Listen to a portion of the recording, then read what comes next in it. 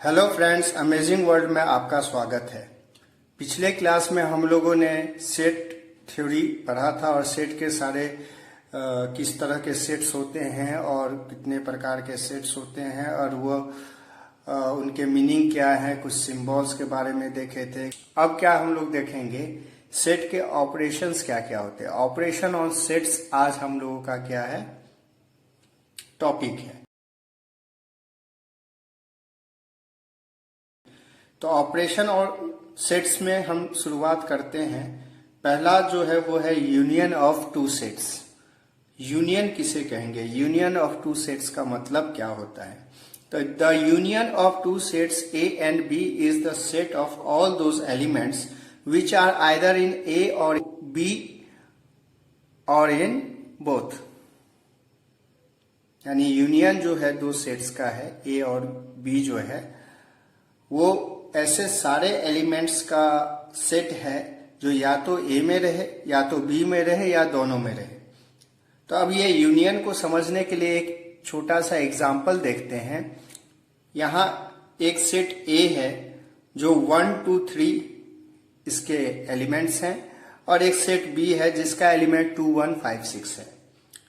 अब ए union B भी जो होगा वो एक सेट होगा। कैसे एलिमेंट्स का सेट होगा? जिसके मेंबर या तो ए में है, या तो बी में है, या दोनों में है। तो जब हम ए यूनियन बी लिखेंगे तो उसको क्या लिखेंगे? उसको हम लिखेंगे जैसे 1, 1 दोनों में है, 1 लिख लेंगे, फिर कॉमा लिखेंगे, 2 दोनों में है, ठीक है, फिर 3 भी लिख लेंगे।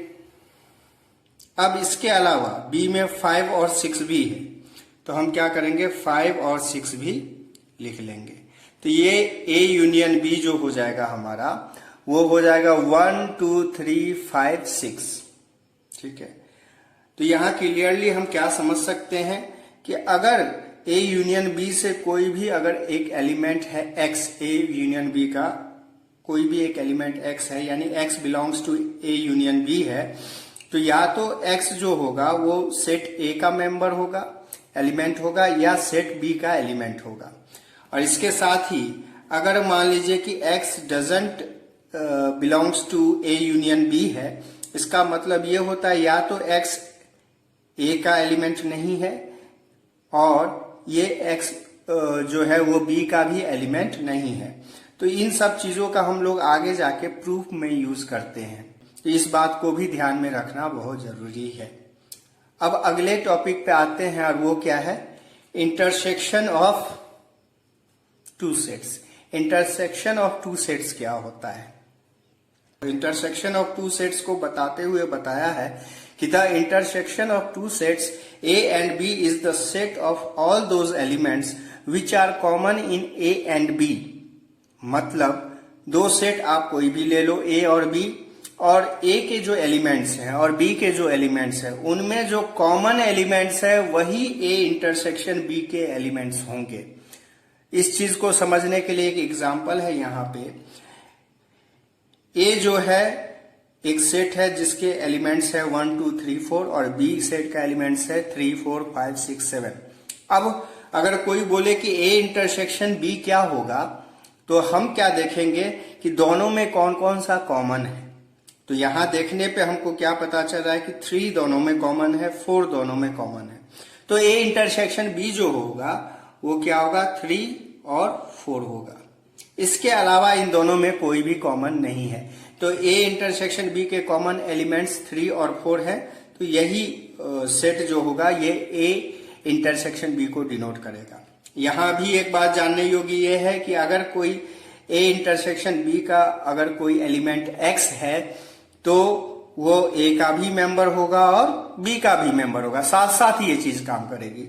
और अगर एक्स ए इंटरसेक्शन बी का एलिमेंट नहीं होगा तो ये ए का भी मेंबर नहीं हो सकता है या बी का भी मेंबर नहीं हो सकता है।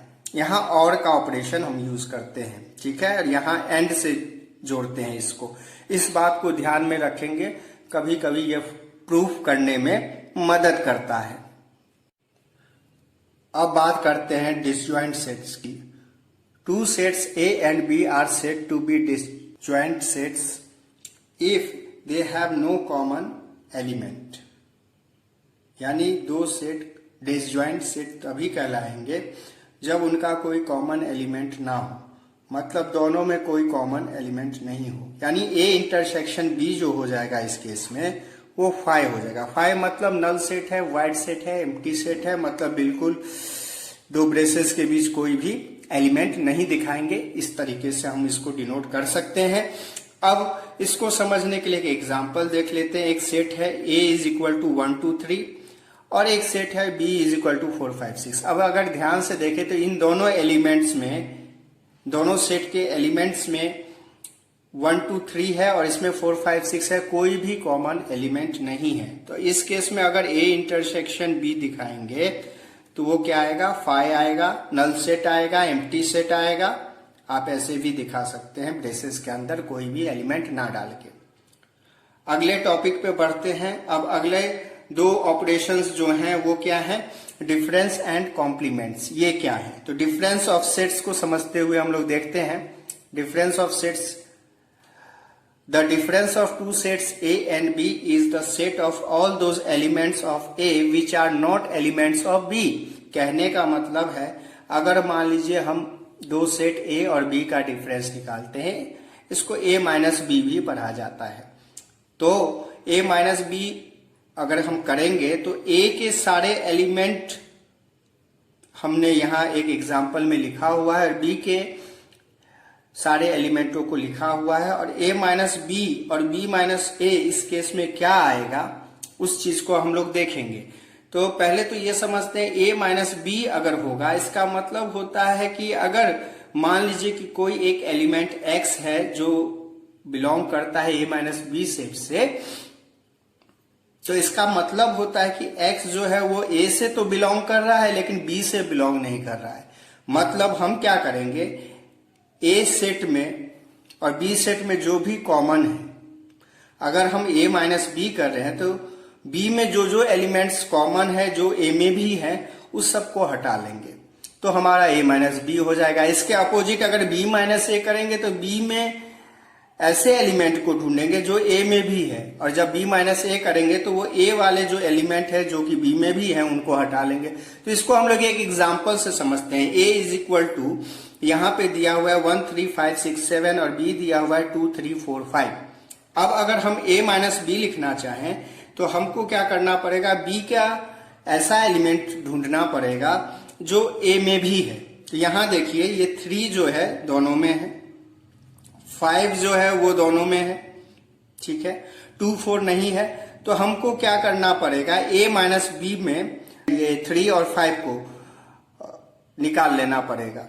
तो 3 और 5 को जब निकालेंगे तो A में कौन कौन एलिमेंट बच जाएगा, A में एलिमेंट बच जाएगा 1 6 और 7 बच जाएगा। तो यही हमारा आंसर हो जाएगा। अगर अब हम बात करें B माइनस A को निकालने का, तो B में 2 3 4 5 है और 3 और 5 A में भी है। जब B माइनस A लिखेंगे तो B का वैसा एलिमेंट को लिखना है जो दोनों में कॉमन नहीं है, मतलब 3 और 5 को तो हटा लेंगे और B माइनस A में 3 5 हटने के बाद केवल बच जाएगा 2 और 4। तो इस तरह से हम लोग B माइनस A लिखेंगे। तो इस तरह से हम लोग डिफरेंस ऑफ सेट्स को लिखते हैं।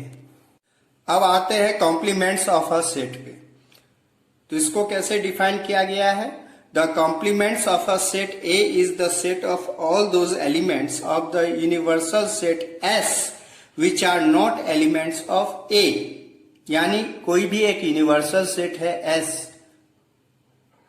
और एक सेट है A, तो जब सेट A का हम कॉम्प्लीमेंट लिखना चाहेंगे तो हम क्या करेंगे, सेट A के सारे एलिमेंट को यूनिवर्सल सेट S के एलिमेंट में देखेंगे कि सेट A के कौन कौन से एलिमेंट हैं यूनिवर्सल सेट में, और वो सारे एलिमेंट्स को निकाल लेंगे। निकालने के बाद जो बच जाएगा वही हो जाएगा complements of a set A। तो इसको A डैश या A पे C लिख के भी डिनोट करते हैं, ये कॉम्प्लीमेंट C पढ़ते हैं इसको, और ये S माइनस A होता है, मतलब A के सारे एलिमेंट्स निकाल लेने हैं यूनिवर्सल सेट से। तो यहां पे हम समझ सकते हैं कि अगर X belong to A complement है तो x doesn't belong to A होगा, यानी ए कॉम्प्लीमेंट के जो भी मेंबर होंगे वो सेट ए के मेंबर नहीं होंगे। इसको समझने के लिए फिर एक एग्जांपल देखते हैं। यहाँ पे यहाँ एक लेट हमने माना है एक यूनिवर्सल सेट है 1 2 3 4 5 6 7 और ए में जो है वो 2 5 7 एलिमेंट है और इसका एक सेट लिया है। तो अगर हमको ए कॉम्प्लीमेंट सी लिखना है तो हम सीधे एस माइनस ए करेंगे, मतलब ए के सारे एलिमेंट्स को एस से निकाल लेंगे। तो 2 5 7 को निकाल लेने के बाद क्या बचेगा? बचेगा 1 3 4 और 6, क्योंकि यहां से 2 5 और 7 निकल जाएंगे। तो 1 3 4 6, तो ए कॉम्प्लीमेंट क्या हो जाएगा? 1 3 4 6 हो जाएगा इस केस में। बात करते हैं अब प्रोडक्ट ऑफ सेट्स की। ये भी एक ऑपरेशन है जो सेट के साथ किया जाता है। तो हमने प्रोडक्ट ऑफ सेट को समझाने के लिए एक एग्जांपल पहले से लिया है कि एक सेट ए को माना है 1 2 3 और एक सेट बी को माना है 4 5 6 और हमको लिखना है ए प्रोडक्ट बी। तो उसको हम कैसे लिखेंगे? तो उसको हम लिखेंगे, पहले हम 1 ले लेते हैं, अब 1 के साथ सबका ऑर्डर्ड पेयर बनाते हैं, यानी 1 के साथ 4 का ऑर्डर्ड पेयर बनाएंगे, 1 का 5 के साथ और 1 का 6 के साथ। उसी तरह 2 का 4 के साथ बनाएंगे, 2 का 5 के साथ, 2 के 6 के साथ, 3 का 4 के साथ, 3 का 5 के साथ, 3 का 6 के साथ। तो लिखेंगे किस तरीके से? देखिए 1 4 होगा, फिर 1 5 होगा, फिर 1 6 होगा, फिर 2 4 होगा, 2 5 होगा, 2 6 होगा, फिर 3 4 होगा, 3 5 होगा और 3 6 होगा। तो इस तरह से हम प्रोडक्ट ए प्रोडक्ट बी लिख सकते हैं। इसी तरह से हमको बी प्रोडक्ट ए भी लिखने के लिए दिया जा सकता है। तो बी प्रोडक्ट ए लेंगे तो बी के एलिमेंट को पहले लिख लेंगे। जैसे क्या लिखेंगे? 4 1 लिखेंगे पहले, फिर 4 2 लिखेंगे, फिर 4 3 लिखेंगे, फिर 5 1 लिखेंगे, 5 2 लिखेंगे, 5 3 लिखेंगे, फिर 6 1 लिखेंगे, 6 2 लिखेंगे और 6 3 लिखेंगे। तो इस तरह से हम ये ऑपरेशन को कंप्लीट करेंगे। अब बात करते हैं important laws of algebra of sets का। तो ये लॉज आपको क्या करने पड़ेंगे? याद रखने पड़ेंगे। Important laws of algebra of sets का आपको रिमेंबर करके ये चीज रखना होगा। पहला होता है कम्यूटेटिव लॉ। ऐसे तो बहुत सारे लॉ हैं, लेकिन जो मेन लॉज हैं उसके बारे में हम लोग यहाँ जानकारी लेंगे। तो पहला है कम्यूटेटिव लॉज है, दूसरा एसोसिएटिव लॉज है, तीसरा डिस्ट्रीब्यूटिव लॉज है और चौथा डी मॉर्गन्स लॉज है। तो ये लॉ क्या बोलते हैं थोड़ा सा हम लोग देख लेंगे। पहला देखते हैं कि ए यूनियन बी जो होता है वो बी यूनियन ए के बराबर होता है। ए इंटरसेक्शन बी जो होता है बी इंटरसेक्शन ए के बराबर होता है। एसोसिएटिव लॉ में क्या है? ए यूनियन और अगर ब्रैकेट में बी यूनियन सी लिखे वो बराबर होगा ए यूनियन बी ब्रैकेट में यूनियन सी। इसी तरह ए इंटरसेक्शन अगर ब्रैकेट में बी इंटरसेक्शन सी दिए हैं तो वो भी बराबर होता है ए इंटरसेक्शन बी ब्रैकेट में इंटरसेक्शन सी के। उसी तरह डिस्ट्रीब्यूटिव लॉ में भी ए यूनियन ब्रैकेट में बी इंटरसेक्शन सी है तो ये बराबर होता है ए यूनियन बी के इंटरसेक्शन ए यूनियन सी के। उसी तरह ए इंटरसेक्शन बी यूनियन सी है, ये बराबर होता है ए इंटरसेक्शन बी के यूनियन ए इंटरसेक्शन सी के। डी मॉर्गन्स लॉ क्या बोलता है? ए यूनियन बी का कॉम्प्लीमेंट जो होता है वो बराबर होता है A complement intersection B complement C के। ए इंटरसेक्शन बी का जो कॉम्प्लीमेंट होता है वो बराबर होता है A complement union B complement के। उसी तरह से इफ अगर 3 सेट दिया रहे उस केस में डिमॉर्गन लॉज क्या बोलता है? डिमॉर्गन्स का लॉ जो बोलता है वो बोलता है A minus B union C जो होता है वो बराबर होता है A minus B intersection A minus C के, और A minus B intersection C जो होता है वो बराबर होता है A minus B union A minus C के। फ्रेंड्स, अब बात करते हैं वेन डायग्राम्स की। अब वेन डायग्राम में क्या किया जाता है, एक सेट को रिप्रेजेंट किया जाता है या तो सर्कल से या कोई एक क्लोज्ड ज्योमेट्रिकल फिगर ले लेते हैं, उससे क्या करते हैं हम वेन डायग्राम को रिप्रेजेंट करते हैं। और यूनिवर्सल सेट को हम लोग एक रेक्टेंगुलर रीजन की तरह दिखाते हैं। ठीक है, अब चूंकि आप जानते हैं कि यूनिवर्सल सेट जो होता है सुपर सेट होता है सारे सेट का, तो जब इस सेट को हम दिखाते हैं तो यूनिवर्सल सेट के अंदर में दिखाते हैं। तो अभी हम लोगों ने जो सेट के ऑपरेशंस पढ़े हैं उनको वेन डायग्राम पे कैसे दिखाते हैं उस चीज को हम लोग समझेंगे, क्योंकि ये बहुत ही इंपॉर्टेंट चीज है। अगर इसको आप समझ गए तो बहुत बड़े से बड़े प्रॉब्लम सेट थ्योरी के चुटकियों में आप सॉल्व कर सकते हैं। तो पहले आते हैं A union B. A union B में 3 केसेस हो सकता है, या तो ए क्या हो प्रॉपर सबसेट हो जाए बी का या सबसेट हो जाए बी का। दूसरा क्या हो सकता है, ना तो ए बी का सबसेट हो और ना तो बी ए का सबसेट हो, ये केस हो सकता है। और तीसरा क्या हो सकता है, ए और बी डिसज्वाइंट हो, मतलब ए इंटरसेक्शन बी उस समय क्या होगा, फाई होगा डिसज्वाइंट सेट में, यानी कोई भी कॉमन एलिमेंट दोनों में नहीं होगा। तो ए यूनियन बी को किस तरीके से हम लोग वेन डायग्राम में दिखाएंगे, तो क्योंकि ए सबसेट है बी का तो हम क्या करेंगे, बी को दिखाएंगे।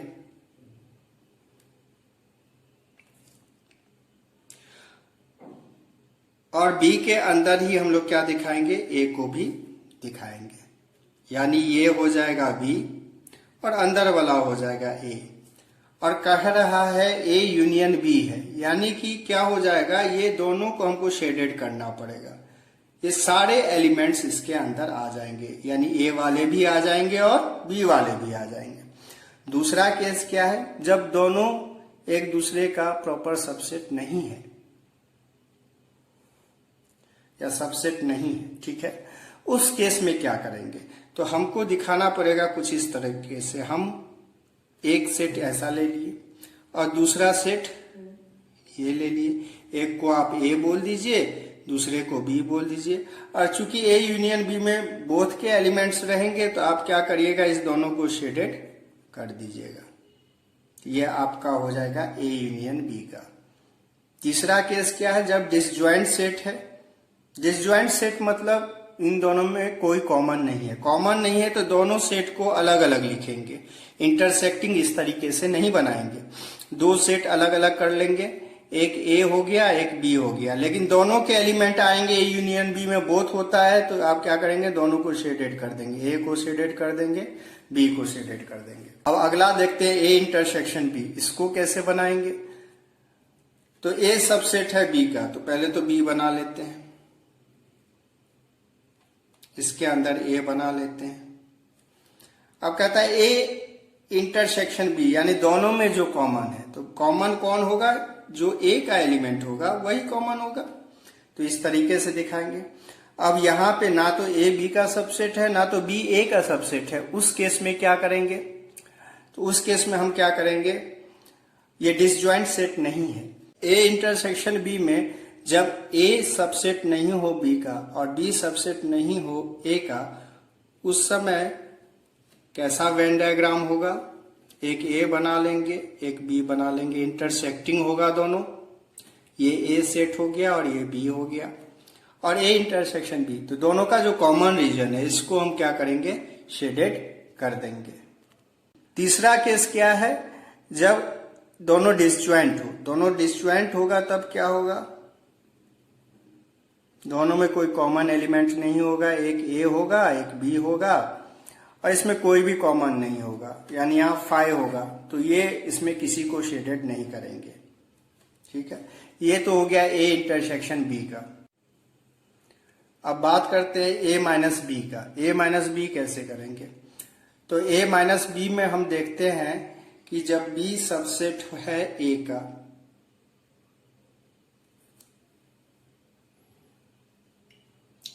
बी सबसेट है ए का, तब ए माइनस बी कैसा होगा, तो बी सबसेट ए का है तो ए रहेगा बाहर और बी रहेगा अंदर। अब क्या करना है, बी के एलिमेंट्स को निकाल देना है। तो बी के एलिमेंट्स को निकाल देंगे तो बचेगा कौन, बाहर का जो ये है ए का जो मेंबर है वही बच जाएगा और बी का सारा मेंबर हट जाएगा। तो इस तरीके से हम ए माइनस बी निकालेंगे। अब अगर दोनों ए भी बी का सबसेट ना हो और बी भी ए का सबसेट नहीं हो, उस केस में ए माइनस बी कैसे करेंगे, तो हम दो सेट बना लेते हैं, इंटरसेक्टिंग बनाते हैं दोनों सेट को। ठीक है, अब a माइनस बी है तो वहां से क्या करना पड़ेगा, a का तो एलिमेंट होगा, b के सारे एलिमेंट निकाल लेने पड़ेंगे। मतलब ये सेट a हो जाएगा और इसमें से जो b के एलिमेंट हैं वो सारे निकाल दिए जाएंगे। अगर दोनों डिसजॉइंट सेट्स हैं तो मान लीजिए डिसजॉइंट सेट्स हैं ये दोनों, और a माइनस बी करेंगे तो b में तो कोई कॉमन है ही नहीं इसमें जो a के एलिमेंट को निकाला जा सके। तो क्या करेंगे, a शेडेड कर देंगे तो ये हो जाएगा, क्योंकि डिसजॉइंट सेट में दोनों में तो कोई कॉमन आएगा ही नहीं, तो b का कोई भी एलिमेंट इससे बाहर नहीं जाएगा। तो a के सारे मेंबर्स उस केस में आएंगे। अब एक बात करते हैं आखिरी a कॉम्प्लीमेंट की। तो a कॉम्प्लीमेंट होता है आपको s माइनस a, यानी यूनिवर्सल सेट है, ये रेक्टेंगल से डिनोट किया गया है। ठीक है, उससे क्या करना है, ए के एलिमेंट्स को निकाल देना है। तो कौन सा हो जाएगा, शेडेड कर देंगे, सिर्फ ए को छोड़ देंगे क्योंकि ए के एलिमेंट इसमें नहीं आएंगे। तो इस तरीके से हम वेन डायग्राम से इस सब को डिनोट कर सकते हैं। वेन डायग्राम के कॉन्सेप्ट को समझने के लिए मैंने एक प्रॉब्लम लिया है जिससे आप वेन डायग्राम को और अच्छे तरीके से समझ सकें। यहां लिया है A complement intersection B union C को वेन डायग्राम से कैसे दिखाएंगे। तो ए कॉम्प्लीमेंट जो होता है वो होता है एस माइनस ए। अब ये यूनिवर्सल सेट एक दिया हुआ है, पहले हम एक सेट ए को दिखा लेते हैं। अब कॉम्प्लीमेंट मतलब ये सेट ए को छोड़ के बाकी सारा एरिया जो होगा वो शेडेड हो जाएगा इसमें। अब दो सेट है बी यूनियन सी। अब यहां पे ये डिसजॉइंट सेट नहीं है तो हम क्या करेंगे, इंटरसेक्टिंग दोनों को लेंगे। एक बी सेट ले लेंगे, एक सी सेट ले लेंगे इंटरसेक्टिंग। तो ये बी यूनियन सी ये वाला रीजन हो गया। ठीक है, अगर अब इस तीनों को साथ में दिखाना हो तब कैसे दिखाएंगे, तो हम क्या करेंगे, तीनों एक बी ले लेंगे, एक सी ले लेंगे, सबको इंटरसेक्ट करते हुए ले लेंगे, और एक ए ले लेंगे। अब देखिए यहां ये ए सेट है, ये बी सेट है और ये सी सेट है। तो इसको कैसे दिखाया जाए, ए कॉम्प्लीमेंट जो है, ए कॉम्प्लीमेंट मतलब ए को छोड़ के बाकी सारा रीजन है, तो ए का रीजन तो उसमें आएगा नहीं। ठीक है, और बी यूनियन सी कौन सा रीजन है, ये बी और सी को सबको ज्वाइन करने के बाद कंबाइंड रूप से बी यूनियन सी हो जाएगा। तो जब इसको दोनों में इंटरसेक्शन देखेंगे तो इंटरसेक्शन कौन होगा, ए के बाहर वाला रीजन, और बी यूनियन सी में इंटरसेक्शन वाला पार्ट कौन होगा, ये पार्ट हो जाएगा। क्योंकि ये रीजन तो ए का है और ए हमको लेना नहीं है, क्योंकि यहां ए कॉम्प्लीमेंट के साथ इंटरसेक्शन दिखा रहा है। तो हमारा ये आंसर क्या हो जाएगा, ये। तो मैं उम्मीद करता हूं कि आप लोग वेन डायग्राम के कॉन्सेप्ट को समझे होंगे, और वेन डायग्राम बहुत ही इजी तरीका है। इसको अगर आप अच्छे से समझ गए तो सेट थ्योरम के जो भी टिपिकल प्रॉब्लम्स है उसको बड़े आसानी से सॉल्व कर सकते हैं। आपको मेरा वीडियो कैसा लगा, अगर अच्छा लगा हो तो शेयर और लाइक और सब्सक्राइब जरूर करें। मिलते हैं फिर अपने अगले वीडियो में, तब तक के लिए धन्यवाद।